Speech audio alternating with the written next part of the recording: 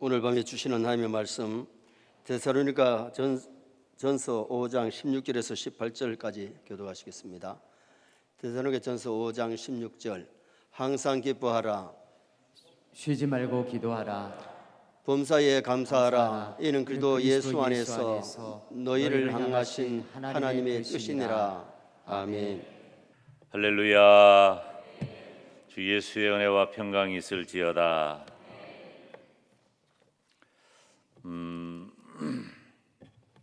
울산 서현교회는 굳이 제가 언급하지 않더라도 우리 지역에 또 우리 교단에 매우 갈목할 만한 그런 귀한 교회로 우뚝 서 있습니다.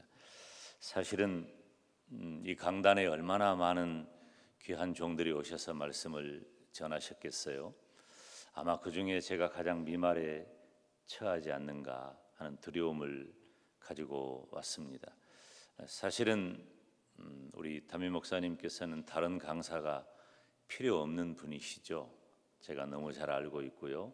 그리고 이 강단에 목사님께서 강단권을 내어 말씀을 전한 종들마다 한국교회를 대표할 만한 귀한 분들이 많이 오셨을 걸로 제가 왜 생각하냐면 저희 교회의 경우를 보니까 그런 생각이 들더라 하는 겁니다. 그런데 오죽하겠어요?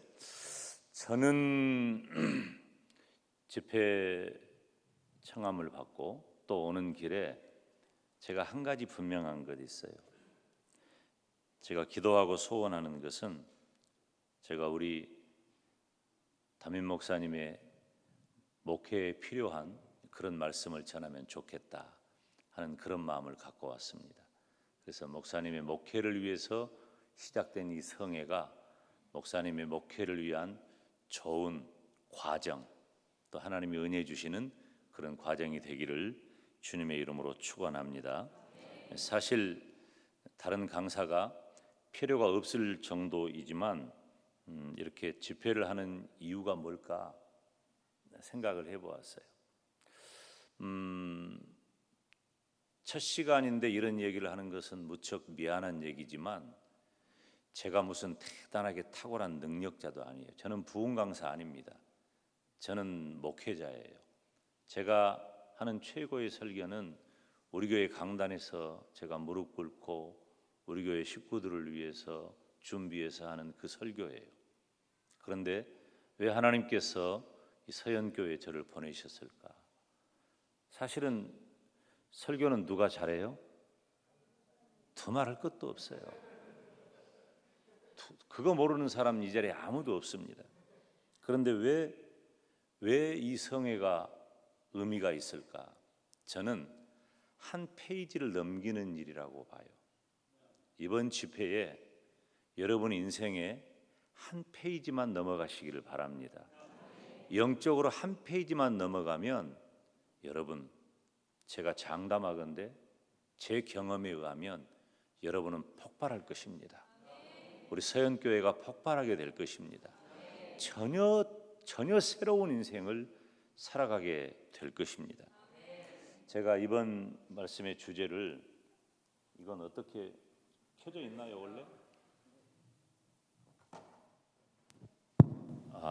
다 조정하는 분이 계시군요. 자, 이번 말씀의 주제는 자 보세요, 여러분. 우리는 조금 더 확대하셔도 좋아요. 예배당이 워낙 크니까. 오케이, 더 이쪽을. 그렇지.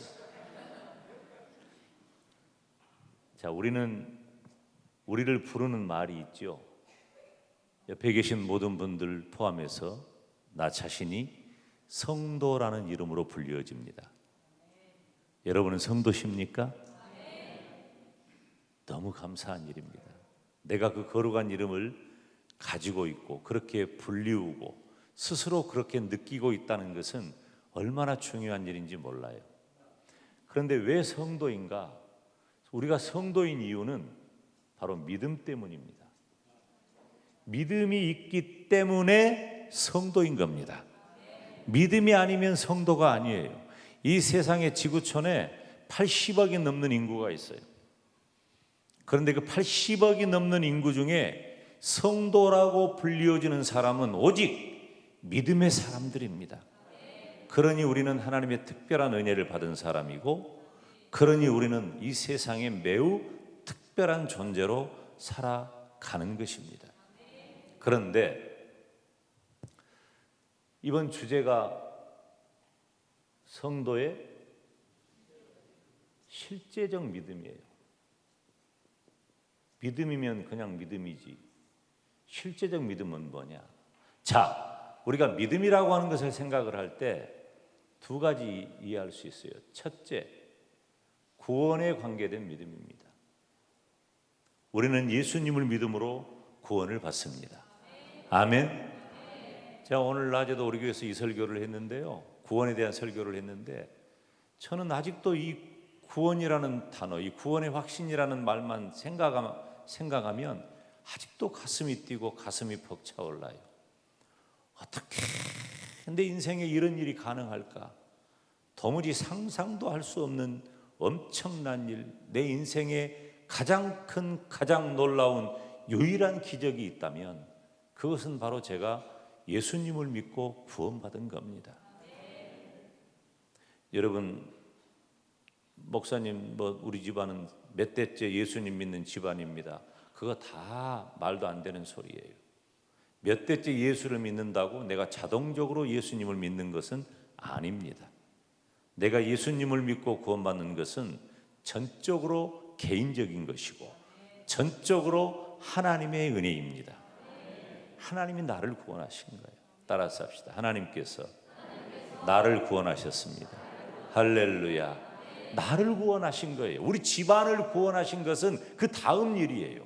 나를 구원하시고 아버지도 구원하시고 어머니도 구원하시고 형제 자매도 구원해 보니 우리 집안이 구원받은 집안이 된 겁니다.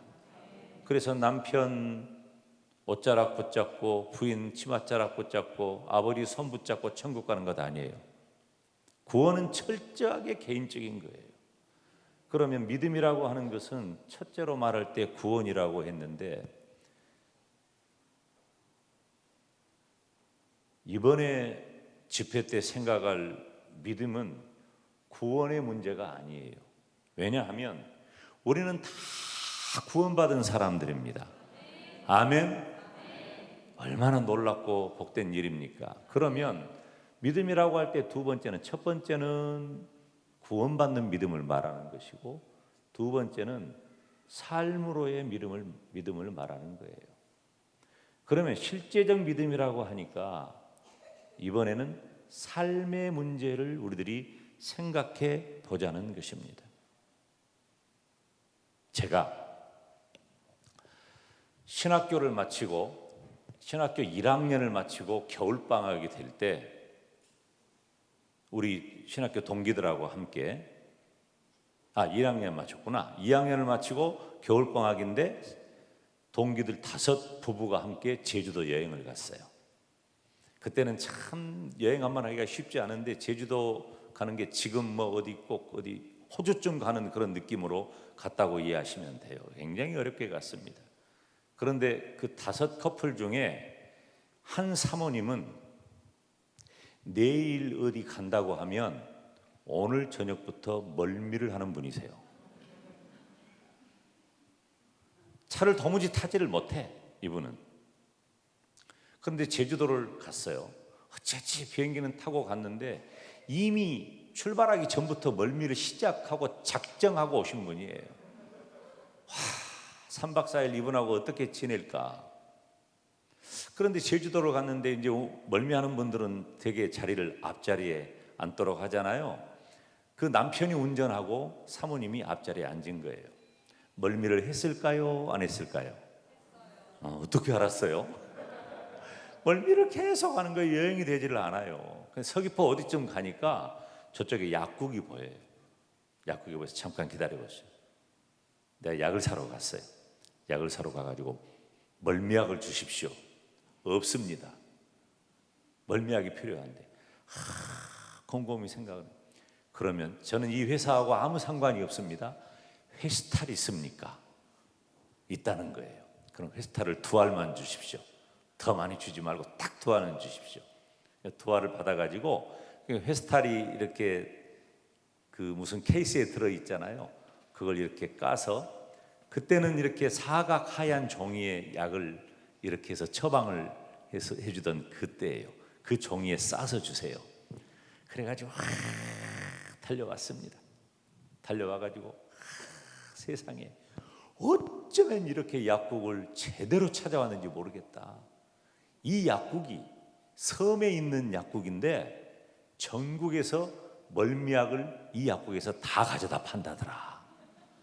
그래가지고 마침 다 나가고 딱 2알 남았는데 이거 먹으면 일주일은 까딱없이 멀미를 안 한다더라. 좋습니다. 그 2알을 먹고 뭐 2알을 먹었어요? 회스탈 2알을 먹었어요. 사모님이 멀미를 했을까요? 안 했을까요? 어떻게 알았어요? 멀미를 전혀 안 하는 겁니다. 속으로 나는 회스탈인데. 그런데 그 사모님이 하는 말이 멀미약이 너무 효과가 좋다는 거예요. 나중에 광주로 돌아가가지고 저에게 전화 와서 하는 말이 전도사님 그 약국 전화번호 좀 알려주세요. 그 약이 필요하다는 거예요. 전혀 가르쳐 줄 필요가 없죠. 여러분, 그 사모님은 물론 소화제에 멀미를 멈추게 하는 약효도 조금은 있기는 합니다. 그렇지만 멀미약은 아니에요. 의사가 환자에게 처방을 할 때 직접적인 약효는 없지만 심리적인 안정과 필요에 따라 처방하는 것을 플라시보 이펙트라고 합니다. 위약 효과라고 하는 거죠. 이건 상당히 효과가 있습니다. 그렇지만 계속해서 그 질병의 증세와 치료에 해당하는 그 약이 아니라 플라시보 효과만을 기대하면서 위약을 처방한다면 근본적으로 그 질병은 치료되지 않습니다. 여러분, 저와 여러분은 예수님을 믿고 구원받은 성도입니다. 그런데 우리 장로교 신앙은 내가 예수님을 믿고 구원받아 천국 가게 되었다는 그 확신은 너무 좋지만 자칫 내가 실제적인 삶으로 드러나는 믿음은 갖고 있지 않으면서 나는 예수님을 믿고 구원받아 천국 간다 라고 하는 플라시보 이펙트에 젖어 있다면 이건 정말 심각한 겁니다. 조금은 해볼 만합니다. 그렇지만 근본적으로는 치료가 될 리가 없고 근본적으로는 우리들이 성공적인 그리스도인의 삶을 살 수가 없는 겁니다. 이번 7차례에 매 시간 주어지는 말씀은 하나의 주제입니다. 성도는 실제적인 믿음이 있어야 한다. 진짜 믿음이 있어야 한다는 겁니다. 왜 지금 이 시대에 그리스도인들이 흔들리고 교회가 흔들리고 온 세계가 유일한 소망으로 예수 그리스도를 바라보지 못하고 있습니까? 누구 때문입니까? 먼저 예수님을 믿는 저와 여러분 때문입니다. 우리가 실제적인 믿음을 가지고 삶으로 드러나는 믿음을 보이지 못했기 때문에 우리의 믿음이 모범답안 되지 못한 것입니다. 사랑하는 여러분, 저와 여러분은 삶으로 드러나는 믿음의 사람이 되기를 주님의 이름으로 축원합니다. 여러분, 이건 너무 중요한 문제입니다.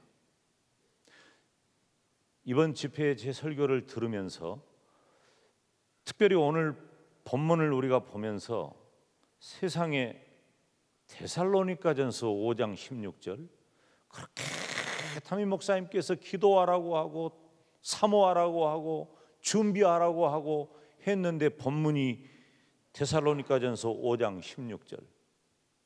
이거 설교학교에서요 전도사님들에게 설교 숙제를 내줘요. 숙제를 내주면 본문 잡기가 정말 어렵습니다. 그래서 가장 많은 본문으로 등장하는 것이 데살로니가전서 5장 16절에서 18절이에요. 왜? 너무 쉽거든. 주제가 너무 선명하기 때문에 다른 설명이 필요가 없어요. 다른 설명이. 기뻐하라, 기도하라, 감사하라. 끝. 최고잖아요. 그런데 저는 저를 포함해서 이 땅의 그리스도인들이 바로 이 플라시보 이펙트에 젖어 있다면 어떤 것일까? 오늘 세 가지예요. 첫째, 항상 기뻐하라는 겁니다. 여러분, 항상 기뻐하십니까? 성도는 항상 기쁨이 있어야 돼요. 여러분, 제가 하는 질문을 혹시 함정이 있다고 여기시면 안 돼요. 아주 간결합니다. 그냥 물을 때 그냥 대답하면 그게 바로 정답이에요. 저는 뻔한 질문만 하니까. 기쁨이 뭐예요? 마음이 평화롭고 만족한 상태를 기쁨이라고 말해요. 그런데 바울이 항상 기뻐하라, 쉬지 말고 기도하라, 범사에 감사하라 해놓고 여기까지는 너무 쉬워요. 설교를 배우는 전도사님들도 본문 잡기가 힘들 때 이걸로 하지 뭐 라고 제목과 대지를 손쉽게 결정할 수 있는 그 성경이 바로 오늘 본문입니다. 그런데 우리의 마음을 확 끌어당기는 구절이 있어요. 항상 기뻐하라, 쉬지 말고 기도하라, 범사에 감사하라. 이는 그리스도 예수 안에서 너희를 향하신, 따라서 합시다, 하나님의 뜻이니라. 하나님의 뜻, 즉 하나님의 마음이라는 거예요. 저와 여러분을 향하신 하나님의 뜻이 무엇입니까? 저와 여러분을 향하신 하나님의 마음이 무엇입니까? 우리들이 얼마나 답답함을 느낄 때가 있어요. 너 내 마음 좀 알아달라. 내 가슴이라도 열어보이고 싶다. 대화가 안 될 때, 말이 통하지 않을 때, 못 알아줄 때, 제일 힘든 건 내 마음을 몰라줄 때예요. 엄마, 왜 내 마음을 이렇게 몰라줘? 얘야, 너는 왜 이렇게 내 마음을 모르니? 목사님들께서도 성도님들이 목사의 마음을 몰라주는 게 야속하고, 성도들도 목사님께서 내 마음을 몰라주는 것이 답답하죠. 마음이 그렇게 중요한 거예요. 나를 향하신 하나님 아버지의 마음이 무엇입니까? 여러분, 나를 향하신 하나님의 아버지의 마음이 우리가 얼른 읽기는 너무 쉽잖아요. 항상 기뻐하라, 쉬지 말고 기도하라, 범사에 감사하라. 이렇게 쉬운 게 어디 있어요? 그런데 실제로 여러분 항상 기뻐하십니까? 여러분 봐요. 여기 오늘 말씀에 보면 첫째, 기쁨이에요. 기쁨. 이 기쁨인데 문제는 이 앞에 항상이라는 말이 있다는 거예요. 항상 기뻐하라. 사람들은 언제 기뻐합니까? 제가 답을 말씀드릴게요. 기쁜 일이 있을 때 기뻐합니다. 이건 누구나 다 할 수 있는 일이에요. 그런데 우리는 믿음을 가진 성도잖아요. 삶으로 내 믿음을 드러내야 되잖아요. 그런 우리를 향하신 하나님 아버지의 마음은 기뻐하라는 것인데, 언제 기뻐하라? 기쁜 일 있을 때 기뻐하라? 이건 누구나 해요. 기쁜 일이 있을 때 기뻐하는 건 누구나 하는 거예요. 다 됩니다. 기쁜 일이 있는데도 기뻐하지 않는 사람은 이건 정상이 아니죠. 기쁜 일이 있으면 누구나 다 기뻐하죠. 그거 못할 사람이 어디 있습니까? 그런데 우리를 향하신 하나님 아버지의 마음은 그게 아니에요. 그 정도가 아니에요. 그것을 뛰어넘는 거죠. 항상 기뻐하라는 겁니다. 그런데 이거 잘 안 돼요. 여러분, 지금 첫 시간인데 용서하세요. 제가 안 된다는 얘기를 해야 됩니다. 왜냐하면 내가 안 된다는 걸 알아야 돼요. 제가 안 됐으니까. 제가 이 이치를 깨닫는 것 별로 오래지 않습니다. 여러분, 한 14년? 제가 목사가 되고 사역을 한 지가 얼만데, 예수님을 믿은 지가 얼만데, 겨우 이 이치를 깨달은 것이 14년? 그러면 그전에는 어떻게 살았다는 거죠? 기쁜 일 있을 때는 기뻐했지만 항상 기뻐하지는 못했다. 그 말은 나를 향하신 아버지 하나님의 뜻대로 살지 못했다는 겁니다.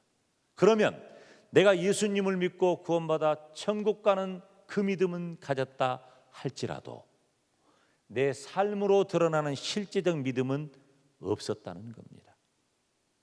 그런데 삶으로 드러나지 않는 믿음은 용서하세요. 가짜입니다. 거짓말하는 겁니다. 속이는 겁니다. 제가 그것을 오늘 말씀의 서두에서 플라시보 이펙트라고 말했어요. 우리는 어쩌면 영적인 위약 효과에 젖어 사는지 몰라요. 이거 심각합니다. 이대로 가다가는 근본적인 내 문제를 해결하지도 못한 채 우리의 영은 날로 쇠약해져서 말씀의 은혜도 기도의 능력도 전혀 찾아볼 수 없는 자연인과 같은 육에 속한 그리스도인이 되고 맙니다. 이 심각성을 우리가 알아야 돼요. 이 심각성을. 근데 제가 그런 사람이었어요. 제가 기뻐할 줄 아는 사람이었습니다. 그런데 가만 뒤돌아보니 언제 기뻐했는가? 기쁜 일이 있을 때 기뻐했습니다. 누구나 하는 일입니다. 예수님을 안 믿는 사람도 기쁜 일이 있을 때는 기뻐합니다. 그런데 예수님을 믿는 우리가 기쁜 일이 있을 때만 기뻐한다면 예수님을 믿지 않는 분과 우리가 무엇이 다릅니까? 여러분, 이거 우리가 심각하게 나 자신을 다뤄야 돼요. 그래서 이 한 페이지를 넘겨버려야 내가 새로운 삶으로 내 삶이 바뀌게 되는 거예요. 여러분은 엄청난 인물이 될, 이 시대를 이끌, 이 울산을 이끌 만한 위대한 인물들이지만 그 한 페이지를 넘어가지 못했기 때문에 이렇게 귀하신 담임 목사님의 목회와 증거되는 말씀에 온전하게 다 흡수되지 못하고 각자 내 마음이 다 가뭄에 갈라져 버린 논두렁처럼 쩍쩍 갈라져 있지 않습니까? 가뭄에 메말라서 쩍쩍 갈라져 버린 논두렁은요, 아무리 물을 부어도 스며들지 않아요. 사랑하는 여러분, 항상 기뻐하시기를 바랍니다. 여러분, 아멘 했습니다. 아멘은 약속이에요. 여러분, 어떤 경우에도 기뻐하시기를 바랍니다. 이게 실제로 가능할까? 가능합니다. 증인이 여기 있습니다. 제가 뭐 대단한 인물이어서가 아니에요. 저는 그 비밀을 알게 된 거예요. 말씀을 통해서. 이번에 7차례 말씀을 전하는데 다 한 가지 주제예요. 이 7차례 말씀을 시간 따라오기만 하면 여러분은 어느새 그 비밀을 알게 될 거예요. 제 설교는 여러분이 모르는 것을 말해주는 설교가 아니에요. 이번 집회는 와, 엄청난 걸 깨달았다, 천만의 말씀이에요. 제가 하는 설교에 10배, 100배, 1000배, 만배 능력 있는 설교자가 여러분의 담임 목사님이셔요. 저는 그 한 페이지를 넘어가는 것을 돕기 위해 말씀을 전하는 거예요. 그것만 넘어가면 여러분, 이과수 폭포처럼 여러분들이 엄청난 능력의 사람이 될 줄로 믿습니다. 첫 번째 단계가 항상 기뻐하는 거예요. 항상 기뻐하라. 아멘은 했는데 안 됩니다. 제가 장담하건대 이거 되는 사람 글쎄요, 3사람 있을까요? 쉽지 않을 거예요. 안 돼요.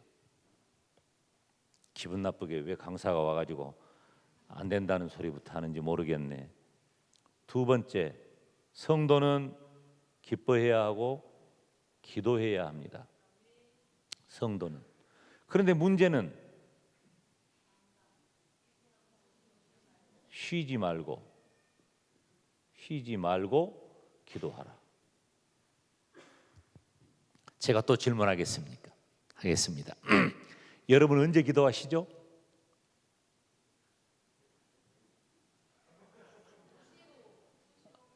무시로, 수시로? 언제 기도해요? 제가 답을 합니다. 기도할 일이 있을 때 기도합니다. 그렇잖아요. 우리는 기도하는 사람입니다. 언제? 기도할 일 있을 때 기도해요. 그런데 문제는 앞에 쉬지 말고 기도하라는 게 문제예요. 여기에 걸리는 거예요. 기쁨도 마찬가지예요. 기쁜 일이 있을 때 기뻐하는 거 다 해요. 그런데 뭐가 걸려요? 항상 기뻐하라니까 여기 걸리는 거예요. 우리가 기도 안 하는 사람이 아니에요. 제가 강단에 앉아서 여러분이 찬양하고 기도하는 소리를 들었습니다. 여러분의 영적 내공이 보통이 아니다는 것을 제가 이미 알고 있어요. 그래서 제가 참 마음이 편합니다. 아, 이분들은 한 페이지만 넘어가면 되는 분들이구나. 믿으시면 아멘. 그 한 페이지가 중요해요. 여러분들 기도하는 분들입니다. 목사님께서 앞장서서 기도하자고 할 때 함께 기도해야 할 기도의 용사들이 이 중에는 상당히 많이 계셔요. 그런데 문제는 뭐냐? 쉬지 말라는 거예요. 쉬지 말라는 거. 여러분, 우리가 예수님을 믿는 성도로서 정말 중요한 것은 기도의 문제입니다. 저는 예수님을 믿으면서 몇 가지 한 일이 있는데 그 중에 하나가 기도예요. 그런데 사실 지나놓고 보니까 기도가 뭔지도 모르고 기도했던 것 같아요. 지나놓고 보니까. 제가 고등학교 1학년 때 예수님 믿었거든요. 근데 고등학교 1학년 때 예수님을 믿기 전에 저희 집안은 뭐 나중에 얘기를 다 집회 시간마다 하겠지만은 저희 집안은 뭐 예수님 믿을 만한 그런 집안이 아니에요. 저희 집안에서 제가 첫 번째 믿음의 열매니까요. 기도는 우리가 생각을 할 때 정말 힘들고 어려운 의무와 같은 그런 느낌을 갖습니다. 새벽 기도. 제가 신학교 3학년 때 우리 이만열 교수님이 저희 한국교회사 담당한 분이었는데 역사의 중요한 그 학자죠. 그분에게 제가 그런 질문을 했습니다. 교수님, 도대체 새벽 기도를 누가 만들었습니까? 왜냐하면 저는 야행성이에요. 밤에는 2시, 3시까지도 반짝반짝합니다. 그런데 아침에는 너무 힘들어요. 새벽에 너무 힘든 거예요. 그래서 제가 새벽 기도만 아니면 해볼 만하다. 근데 문제는 새벽 기도를 안 할 수가 없는 거예요. 그래서 제가 질문을 했어요. 도대체 새벽 기도를 누가 만들었습니까? 기도하기 싫어서가 아니라 새벽이라는 말이 힘들어서 그럽니다. 제가 그렇게 질문을 했어요. 그러니까 무슨 길선주 목사님 누구 얘기를 했는데 교수님 아니에요. 예수님께서 새벽 5일에 한적한 미명에 기도하셨어요. 새벽 5일의 미명에 한적한 곳에 가서 기도하셨어요. 답을 제가 알고 있어요? 모르고 있어요? 알고도 질문을 한 거예요. 새벽 기도가 힘드니까. 새벽 기도는 저에게 큰 짐이었어요. 지금은 어떨까요? 저는 새벽에 거의 모든 일을 합니다. 새벽에 기도하고 새벽 기도가 끝난 다음에 말씀을 정리하고, 그렇지 않으면 낮에 활동하기가 어려워요. 새벽에 거의 밤낮을 일을 다 합니다. 3시 반 혹은 4시에 일어나가지고 아침에 7시 정도까지 거의 다 일 끝나요. 일정이 상당 부분 제가 해야 할 공부나 주제 정리나 설교 준비나 거의 다 마무리가 돼요. 그래서 지금은 어떤 사람이냐면 나는 새벽 기도가 아니면 목회할 수 없다, 이 정도 고백을 하게 되었습니다. 그런데 지금 제가 말씀드리는 기도는 그런 기도가 아니에요. 어쩔 수 없이 해야 하는 늘 하는 그 기도가 아니라 어떤 경우에도 나오는 기도를 말하는 거예요. 쉬지 말고 기도하라. 예수님께서 기도하셨잖아요. 마가복음을 보잖아요. 저는 참 마가복음을 보면서 우리 주님께서 얼마나 위대한 사역을 하셨는지를 마가복음을 보면서 더 깨닫는데요. 마가복음 원전을 보면, 헬라어 원전을 보면 다 어떤 단어로 연결되어 있냐면 그리고라는 단어로 연결되어 있어요. 그리고 투성이에요. 예수님께서 아침에 일어나셨습니다. 그리고 제자들을 만나셨습니다. 그리고 병든 자를 고치셨습니다. 그리고 말씀을 전하셨습니다. 그리고 길을 가셨습니다. 그리고 예수님은 쉴 새 없이 일하신 분이에요. 쉴 새 없이.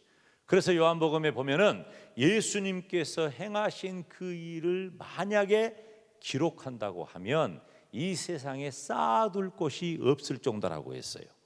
그렇게 많이 일하신 분이에요. 그런데 그 예수님께서는 빠뜨리지 않은 게 하나 있어요. 언제나 기도하셨다는 겁니다. 쉬지 않고 기도했다는 거예요. 복된 가정에는 변함없는 원칙이 하나 있습니다. 반드시 기도하는 사람이 있어요. 저희 처모님께서 지금 91세세요. 지금 91세신데 제가 아마도 1995년쯤 될 거예요. 그때 제가 한참 그런 파이리온 선교회 바나나 농장 공부도 하고 그러면서 이 디모데 책을 많이 볼 때인데 디모데에서 나온 책 중에 어떤 책이 있냐면 기도 동역자라는 책이 있어요. 지금도 아마 뭐 있을 수 있으니까 한번 보시면 유익합니다. 그 책이 제가 읽어보고 제가 어머니에게 이렇게 내밀었어요. 그런데 어머니가 보지도 않고 제목만 보시고 기도 동역자 저를 이렇게 보시더니 기도하라고? 알았어. 제목만 보시고 물론 나중에 그 책을 다 읽으셨죠. 기도하라고? 어머니께서는요 원래 기도하시는 분이지만 지금 아파트로 좀 이사를 하라고 그래도 이사를 안 하셔요. 걸어서 예배당이 3, 4분 거리예요. 예배당이. 새벽에 가서 90세 넘은 어머니가 예배당 문을 엽니다. 예배당 문을 열고 들어가 먼저 기도하면 다 와서 기도하는 거예요. 항상 기도를 해요. 근데 제가 원래 그 교회 담임 목사였어요. 원래 제가 중학교 1학년 때부터 다닌 교회에서 담임 목사가 됐어요. 놀라지도 않네. 제 주변에는 저밖에 없어요. 그런 사람. 중학교 1학년 때부터 제가 목사님 아들도 아니에요. 중학교 1학년 때부터 다닌 교회에서 예수님을 믿어가지고 그 교회에서 대학 가고 신학교 가고 부교육자 생활하다가 담임 목사가 됐어요. 그러니까 제가 그 교회에서 담임 목회를 할 때에도 어머니께서는 가장 먼저 문을 여셨어요. 근데 제가 그때는 기도 1번이었거든요. 근데 한 번은 저한테 제가 이제 미국 갔다가 와가지고 지금 있는 교회로 부임을 했는데 그때 어머니께서 심각해 가지고 김 목사 내가 할 말이 있어. 심각해 가지고. 왜요? 내가 지난번까지는 우리 김 목사가 내가 기도할 때 1번이었는데 지금은 기도 1번이 우리 담임 목사님으로 바뀌었어. 저한테 미안한 거죠. 너무 당연하다고 제가 격려하고 고마워했어요. 근데 어머니가 강신데요. 참 대단하신 분이세요. 의지가 뚜렷한 분이세요. 그렇게 하고 미안하니까 집에 오셔서 혼자 예배를 또 드려요. 그리고 그때는 내가 1번이라는 거예요. 그때는 내가 몇 번이고 예배를 드리고 몇 번이고 기도를 하는지 몰라요. 어머니는 별일이 있어도 기도를 하시는 분이에요. 그런데 한 번은 저에게 김 목사 나 기도도 안 나와. 그렇게 기도밖에 모르는 분이 속이 상한 거예요. 마음이 상하니까 기도가 안 돼요. 얼마 전에 정말로 답답하고 힘든 일을 만난 성도가 있습니다. 제 전화를 안 받아요. 저밖에 모르는 성도님인데 제가 그 성도님의 직분을 말하면은 깜짝 놀랄 거예요. 장로님이세요. 제 전화를 안 받으세요. 저밖에 몰라요. 뭐든지 저에게 의논하고 뭐든지 저에게 부탁하고 전화를 안 받으세요. 원하는 일이 잘 되지 않았어요. 시험에 든 거죠. 마음이 상한 거죠. 누구 얘기입니까? 이거 다 우리 얘기입니다. 우리는 기도합니다. 언제? 기도할 일이 있을 때. 그런데 쉬지 않고 기도하는 일은 쉽지가 않습니다. 기도는 무엇입니까? 저는 기도에 대해서 무슨 대단한 능력이나 그 어떤 효과보다도 따라서 합시다. 기도는 하나님을 의지하는 것이다. 아멘. 기도는 하나님을 의지하는 거예요. 예레미야서 17장에 보면은 그런 말씀이 기록되어 있어요. 그는 물가에 심어진 나무가 그 뿌리를 강변에 뻗쳤다. 기도는 무엇입니까? 뿌리가 강변에 뻗치는 것과 같은 것이 기도인 거예요. 제가 이스라엘을 여행해 보니까요, 와, 이 요단강을 타고 쭉 갈릴리에서 내려오는데 여러분, 제가 깜짝 놀랐어요. 이스라엘은 그 삭막한 그 광야 산지거든요. 근데 푸르고 푸른 게 멈추지 않는 거예요. 여리고까지 내려오는데 계속 푸른 풀밭, 푸른 나무. 뭐 때문이겠어요? 제가 답을 미리 말했잖아요. 요단강 가에 있기 때문에 그런 거예요. 그 요단강 주변에 있는 나무와 풀들은 그 뿌리를 강변에 내리고 있기 때문에 마를 일이 없는 거예요. 여러분, 우리는 어떤 기도의 사람입니까? 하나님을 의지하는 기도의 사람으로서 내 뿌리가 강변에 뻗어지는 복의 사람이 되시기를 주님의 이름으로 축원합니다. 참 중요한 얘기입니다. 그리고 또 이어지는 말씀은 8절에 더위가 올지라도 두려워하지 않는다. 그 잎이 청청하며 가무는 해에도 걱정이 없으며. 여러분, 오늘 단비가 내렸습니다. 얼마나 감사한지 모릅니다. 어제 광주지방에도 제가 사는 영광에도 산불이 좀 있었어요. 근데 지금은 뭐 걱정이 없어요. 비가 내리니까. 지금 단비가 내려, 비가 좀 더 와야 돼요. 가물었으니까. 그런데 여러분 보세요. 더위가 올지라도 두려워하지 않고 가무는 해에도 걱정이 없다. 더위가 올지라도 두려워하지 않는다. 더위가 뭡니까? 영적으로 보면은 온갖 어려움이에요. 시험, 환난, 마귀의 공격. 그런데 하나님을 의지하는 사람은 두려움이 없는 거예요. 여러분, 지난 3년간 얼마나 고생하셨어요? 저는요, 저는 나 같은 사람이 어떻게 목회를 한다고, 어떻게 목사라고 이 짐을 지고 갈까? 참 하나님 앞에, 우리 성도들 앞에 죄송스러울 때가 너무 많아요. 모르는 게 참 많습니다. 우리가 2020년 코로나 상황이 생겼을 때 저희 교회에서 한 40명 가까이 2월 달에 이스라엘을 갔다 왔어요. 이스라엘을 갔다 왔는데 우리하고 별로 며칠 차이 나지 않고 좀 중간에 겹쳤던 그 천주교의 그 팀들이 있었어요. 같은 호텔에도 묵었고. 나중에 보니까 그 팀들이 언론에 나왔는데 그 팀이 코로나가 생긴 거예요. 그러니까 제가 사는 동네에서 전부 우리 교회 사람들을 이렇게 쳐다보는 거예요. 니들도 이스라엘 갔다 왔지. 우리는 아무 상관이 없는데. 근데 그때는 얼마나 흉흉했는지 몰라요. 한의원 하시는 분, 약국 하시는 분, 목욕탕 하시는 분, 다 우리 교회 장로님, 집사님, 권사님들이거든요. 근데 제가 그랬어요. 한 5일쯤 지나고 나서 안 되겠다. 우리들이 자가격리를 스스로 하자.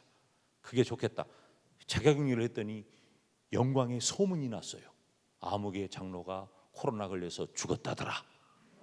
문을 닫으니까 아무개 약국 장로가 코로나 걸려서 죽었다더라. 그런 소문이 막 나는 거예요. 그래가지고 저한테 전화가 와가지고 목사님 나 죽었다고 소문이 났는데 어떻게 할 거예요? 장로님, 장로님 지금 죽었다고 소문이 났는데 5일 뒤에 다시 살아나면 그거 엄청난 것 아닙니까? 걱정 하나도 하지 마십시오. 목사님 속도 편해요. 목사님 속도 편해요. 근데 며칠 지나고 나서 처음에는요 정말 저희 교회 식구들을 쳐다보는 게 너무 힘들었어요. 그리고 이제 예배가 크로스 됐잖아요.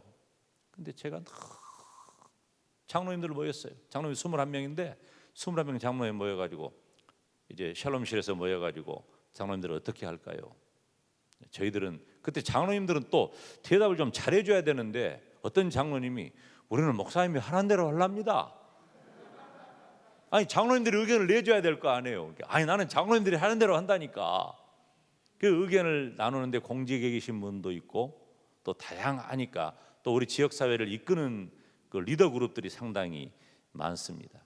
근데 제가 엄벙덤벙하고 엄벙덤벙 뭔 말인지 아시겠어요? 우물쭈물하다는 전라도 방언입니다. 엄벙덤벙 해가지고 어쩔 줄을 몰랐어요. 그리고 첫째 주일 그 크로스된 첫째 주일날 낮 예배를 못 드렸어요. 낮 예배를. 저는 그것을 어떻게 예배를 안 드리고 넘어가는지 모르겠어요. 유튜브 방송을 틀고 그렇게 넘어간 거예요. 근데 주일이 지나고 나서야 내가 예배를 안 드렸다는 걸 안 거야. 세상에 저는요 하늘이 무너진 줄 알았어요. 아마 저는 제 목회를 언젠가 마치고 뒤돌아볼 때 그날을 기억하면서 하나님 앞에 정말 큰 죄인으로 살 거예요. 그때는 합리적인 선택을 한다고 하고 좋은 의견을 나눈다고 했지만 장로님들이 동의를 하고 장로님들이 의견을 내서 그렇게 결의를 한 것이어도 하나님 앞에서는 너무 부끄럽고 죄송스러운 결정이었어요. 그런데 그때 우리가 한 일이 한 가지 있어요. 그렇게 두려운 일이 다가올 때 우리가 하나님 앞에 기도합시다. 그리고 예배당 구석에 뿔뿔이 흩어져서 우리는 기도하기 시작했습니다. 어떤 분은 울고 어떤 분은 울지도 못하고 저는 강단에 올라가 가지고 하나님. 근데 우리 장로님 중에 어떤 분은 목사님 우리가 그 시간에 예배당에서 함께 기도했지 않습니까? 그런 예배를 드린 거지요. 저를 위로하는 분도 계셔요. 그런데 제가 만약에 온전히 하나님을 의지하는 마음, 두려움이 없는 것이 저에게 분명히 했다면 저는 겁내지 않았을 겁니다. 지금 어떻게 결정해야 되느냐라고 다시 묻는다면 아마도 거의 같은 결정할 가능성이 많아요. 여기서 중요한 건 뭐냐면 여호와를 의지하는 자에게 주시는 복은 두려움이 사라진다는 겁니다. 여러분 기도하십니까? 그렇다면 두려움은 떠나가게 될 것입니다. 우리가 두려움이 가득한 이유는 기도하지 않기 때문이에요.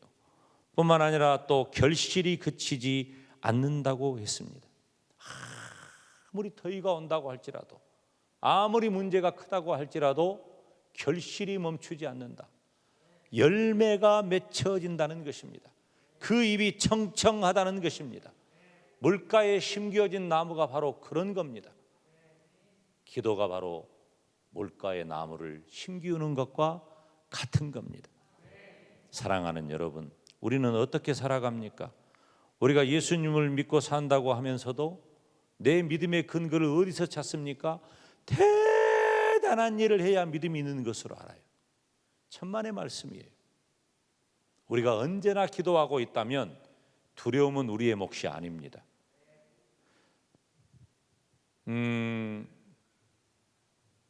사실은 제 마음이 조금 좀 가라앉은 면이 지금 없지를 않아요. 왜냐하면 한 3일 전인가 4일 전에 그분이 조금 뇌경색이 왔다 그래가지고 병원에 입원했었는데 새벽에 이렇게 나오는데 누가 저를 따라 나와요. 가끔 이제 성도들 중에 대목사 따라와가지고 기도해달라고 하는 분이 있거든요. 그분은 이제 연세가 93세 되신 분인데 키가 작으신 분이에요. 새벽에 제일 먼저 나오신 분이에요. 그런데 그 집사님께서 저에게 와가지고 아니 집사님 언제 퇴원했어요? 저에게 이렇게 봉투를 이렇게 하나 주면서 목사님 사모님하고 식사 한번 하세요. 3번 말씀하세요. 3번. 그리고 집사님 이리 오세요. 93세 되신 분을 내가 꼭 내 품 안으로 쏙 들어가. 키가 작은 분이라 품 안에 쏙 안기어서 제가 안수하고 기도를 해드렸어요. 어제 저녁에 천국 가셨습니다. 어제 저녁에. 오늘 제가 입관 예배하고 지금 장례는 부목사에게 내일 맡기고 부득이하게 집회가 아니면 외국에 있더라도 제가 가요. 근데 이제 집회이기 때문에 말씀을 전해야 될 일이 분명하기 때문에 제가 이 자리에 현재 와 있는 거예요. 근데 그분은 그 자리에서 그렇게 기도하는 분이에요. 가장 먼저 와서. 그런데 제 품에 안겨서 그분이 제가 기도 다 하고 나니까 아멘 하면서 저한테 무슨 말씀하는 줄 알아요? 목사님, 나는 걱정이 하나도 없네. 걱정이 하나도 없네. 진짜 기도는요, 두려움을 없앱니다. 진짜 기도는. 근데 우리는 온갖 두려움에 다 섞어 살잖아요. 온갖 두려움에.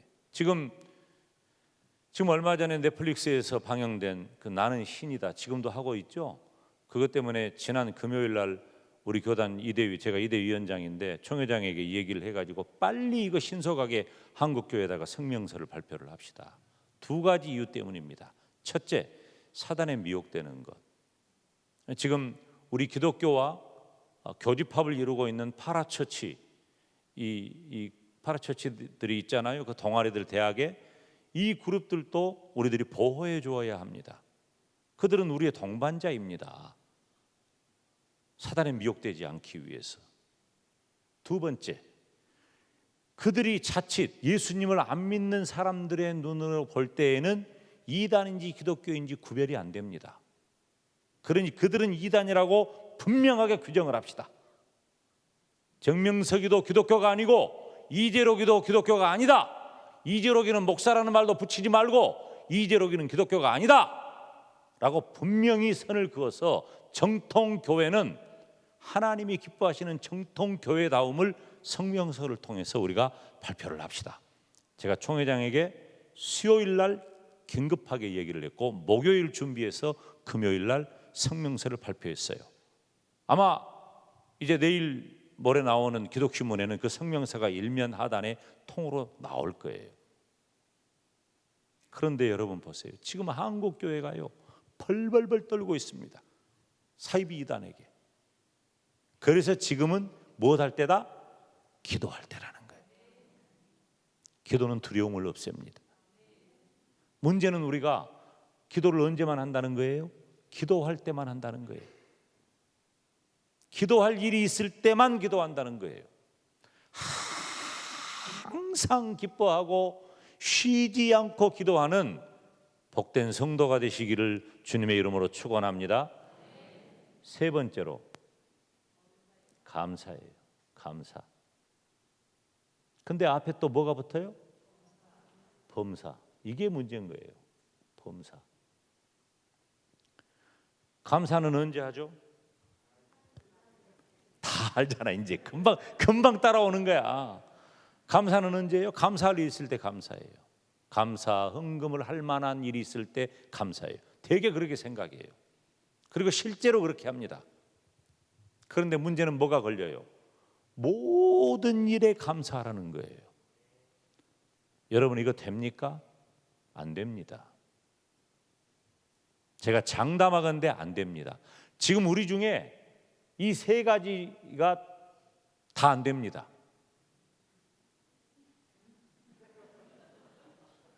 항상 기뻐하지도 못하고 기뻐할 일 있을 때는 기뻐하지. 근데 이건 하나님의 뜻이 아니라니까. 나를 향하신 하나님 아버지의 마음은 항상에 초점이 있어요. 항상에. 기도 안 하는 건 아니에요. 그러나 나를 향하신 하나님 아버지의 마음은 쉬지 않고의 초점이 있는 거예요. 우리가 감사하지 않는 것 아니에요. 그런데 하나님 아버지의 마음은 모든 일에 초점이 있는 거예요. 아멘은 했어도 안 돼요. 안 됩니다, 여러분. 정말이에요. 우리가 안 된다는 것을 내가 느끼지 못하면 이번 집회를 시작하는 첫머리가 저는 1시간 전으로 다시 돌아가야 돼요. 다시 해야 돼요, 처음부터. 안 된다는 거예요. 따라서 합시다. 나는 안 됩니다. 정말이에요? 정말이에요, 이거. 항상 기뻐하는 것 안 되죠? 안 돼요. 제가 다 안다니까요. 내가 경험해 왔으니까. 쉬지 않고 기도하는 것 안 됩니다. 모든 일에 감사하는 것 안 됩니다. 그런데 이것이 안 되면서 나는 어떻게 불리우고 삽니까? 성도라고 불리우고 삽니다. 이것도 안 되면서 우리는 스스로 예수님을 믿어 구원받은 성도라고 말을 하지만 실제적인 믿음이 결여된 삶의 믿음은 없는 거예요. 여러분 용서하세요. 우리는 마치 정말 엄동설 안에 얼어붙은 두터운 얼음이 만들어진 강바닥처럼 우리는 꽁꽁 얼어서 살고 있는 거예요. 이것을 어느 봄날에 쫙 갈라지는 경험을 하듯이 이번 집회에 해결받으시기를 바랍니다. 제가 한 사람을 알고 있어요. 그 사람의 이름은 요셉입니다. 여러분은 저와 함께 이번 성회 기간에 요셉을 만날 겁니다. 요셉은 어떤 사람일까? 항상 기뻐하는 일이 가능했던 사람이에요. 쉬지 않고 기도했던 일이 가능한 사람이에요. 모든 일에 감사한 일이 가능했던 사람이에요. 제가 구약 성경에서 발견한 여러 사람이 있지만 그 중에 한 사람, 이것이 가능한 실제적인 믿음의 사람이 누구냐라고 말하면 저는 주저하지 않고 요셉이라고 말합니다. 요셉은 분명히 그런 사람이에요.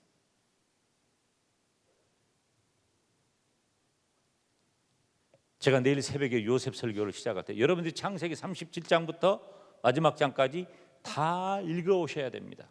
성경을 특별하게 길게 본문을 잡지 않은 이유는 여러분이 무조건 읽으셔야 되기 때문에 그래요. 이 설교 시간은 길지 않기 때문에 짧게 지나가요. 제 아내가 오늘 또 가니까 하는 말이 다솜 아빠 첫 시간에는 짧게 해야 돼. 길게 하면 그 다음에 안 와. 시간이 다 됐어요. 그래서 내 마음속에 정한 시간이 다 된 거예요. 근데 여러분 이거 정말 중요한 얘기예요. 만약에 우리가 스스로 우리를 진단할 때 이거 잘 되고 있다 하는 분들은 안 오셔도 돼요. 내일부터 다 해결된 거예요. 근데 제가 장담하건대 여러분 이거 안 됩니다. 100% 안 됩니다. 제가 안 됐으니까요. 제가 14년 전에 이 경험을 하기 전에는, 이것을 깨닫기 전에는 저도 안 되다. 내가 목사인데, 내가 그리스도인인데, 예수님을 잘 믿는 청년이었는데, 누가 보아도 본받을 만하다고 칭찬만 듣는 그리스도인이었는데 안 되었던 거예요. 안 되었던 거예요. 그런데 성경이 기록한 한 사람, 요셉은 그것이 된 사람이에요. 무엇이 되었다고? 항상 기뻐하는 일이, 쉬지 않고 기도하는 일이, 모든 일에 감사하는 일이 가능했던 인물이 바로 요셉입니다. 여러분, 그러면 이것이 왜 그렇게 중요하냐? 자, 이 말씀만 하고 오늘 마칩니다. 왜 이것이 그렇게 중요하냐? 제가 설교의 서두로 돌아갑니다.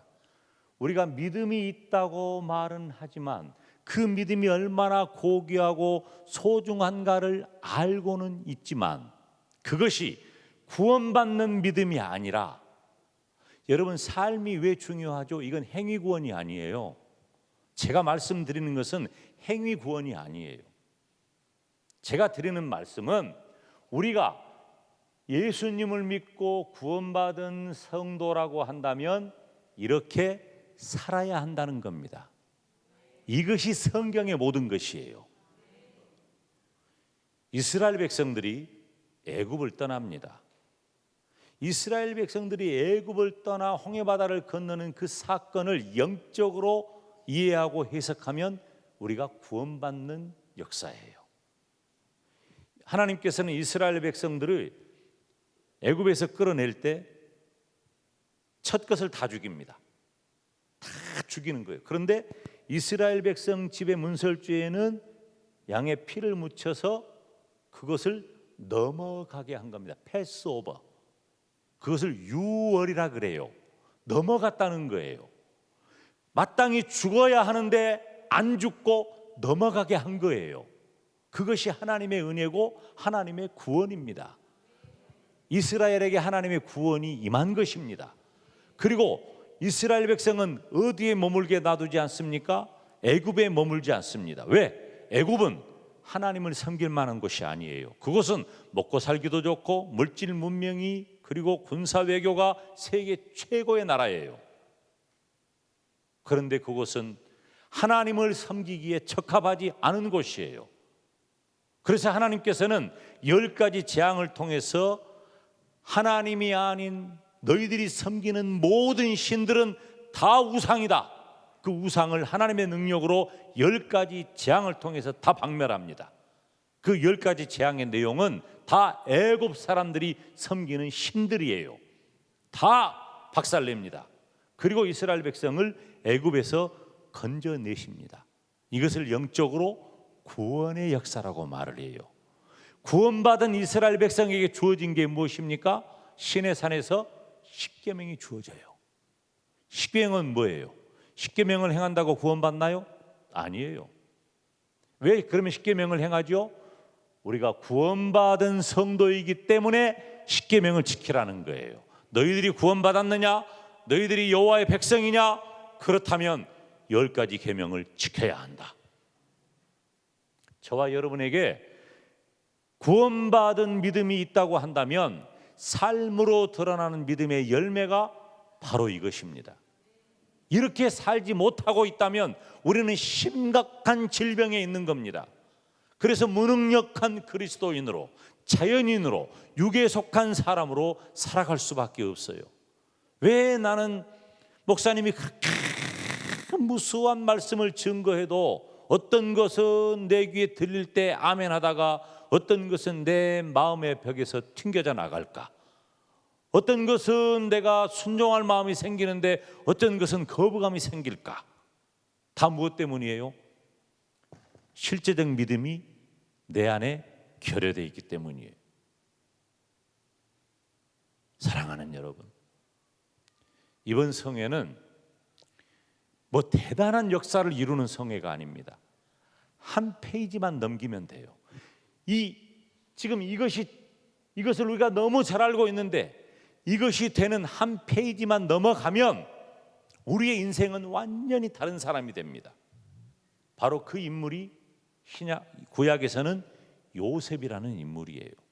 우리가 요셉을 공부하면서 성경을 여러분들이 다 읽어보세요. 성경 읽어보면 여러분이 깜짝 놀랄 거예요. 이번 집회를 하면서 저 목사님은 우리가 모르는 것을 하나도 말해주지 않네. 다 아는 것만 말하네. 너무 뻔한 얘기만 하네. 깜짝 놀랄 거예요. 정말이에요. 저는 뭐 특별한 얘기를 하려고 이 자리에 선 게 아니에요. 저는 여러분들이 이미 알고 있지만 알고 있는 그 속에 이런 비밀이 있다는 것을 한 페이지를 넘기기 위해 온 거예요. 여러분 사모하시기를 바랍니다. 그리고 여러분의 인생에 대변화가 있기를 주님의 이름으로 축원합니다. 어떤 경우에도 하나님은 나를 사랑하시고 나에게 복을 주신다는 사실을 잊지 마시기를 바랍니다. 지금 이 어렵고 힘든 이 시기에 부흥 집회를 한다는 것 자체가 놀라운 일이에요. 여러분 부흥 집회하는 교회는 매우 특별한 교회입니다. 믿으시면 아멘. 저희 교회는 지난 2월에 부흥 집회를 했습니다. 하나님께서 이번 성회 기간에 저와 여러분에게 큰 은혜 주시기를 바랍니다.